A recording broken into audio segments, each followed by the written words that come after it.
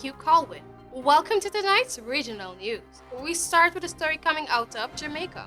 The Jamaican government has earmarked 1.3 billion, broken down into 15 million allocations to each of the 63 constituencies across the island to roll out a 4-month sanitation, drain cleaning, and beautification program. At the same time, with the dengue crisis seemingly spiraling out of control, another 1 billion has been earmarked to tackle the mosquito-borne disease that has been blamed for 44 deaths so far this year. The Health Ministry has reported another 6,114 suspected cases of dengue since January.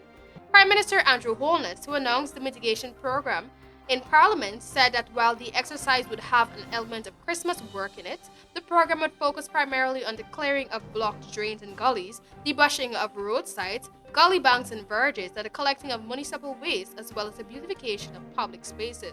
Holness warned members of Parliament (MPs) that the program will be implemented immediately and will run until February 2020.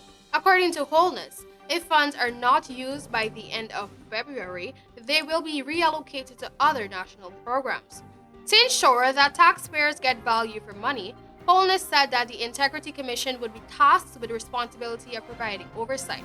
Last year, the Holness administration spent $997 million to carry out disaster mitigation works in constituencies across the country.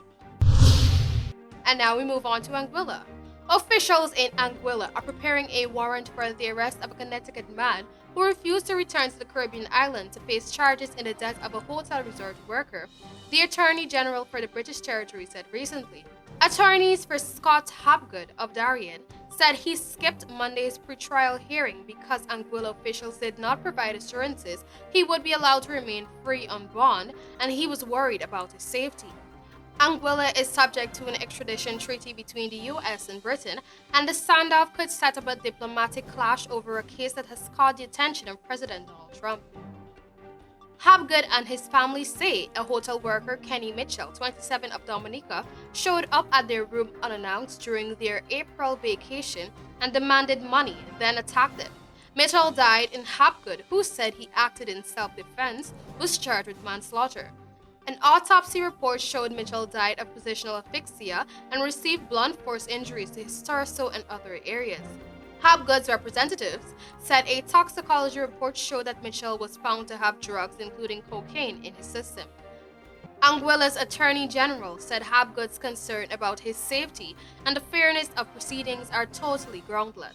Hapgood's $74,000 bond was forfeited, and the arrest warrant, once obtained, will be shared with Interpol, officials said. And finally, in news from Barbados, a teacher at the Frederick Smith Secondary School delivered a chilling prediction at a meeting with peers that there will be more murders in schools across the island involving children who are out for blood. The teacher, who witnessed last Friday's stabbing of 16-year-old Mario Holder at St. James School, made the bold assertion during an emergency meeting called by the Barbados Secondary Teachers Union (BSTU). In sharing a view on the rising level of violence in schools across the island, the teacher, who asked to remain anonymous, told the packed room they believed the situation would get worse. The teacher called on colleagues to take a stand and suggested that they boycott their respective schools until their concerns were addressed.